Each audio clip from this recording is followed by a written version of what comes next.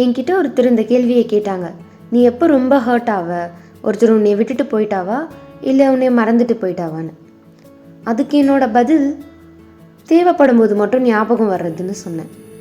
அதை அவங்க சிரிச்சிட்டே கடந்து போயிட்டாங்க. நீங்கள் அந்த சுச்சுவேஷனில் இருந்தால் மேபி உங்களுக்கு என் ஆன்சரோட டெப்த்து புரியும்னு நினைக்கிறேன். லைஃப்பில் நிறைய பேருக்கு எதுனா தேவைப்படும் போது தான் அடுத்தவங்க ஞாபகம் வருதில்ல. என்னதான் அவங்க உங்ககிட்ட கஷ்டம் வந்தால் தான் கடவுளே ஞாபகத்துக்கு வருவாங்க அது மாதிரி சொல்லி சமாளித்தாலும், நான் கடவுள் இல்லையே, நான் யதார்த்தமான ஒரு மனுஷி தானே.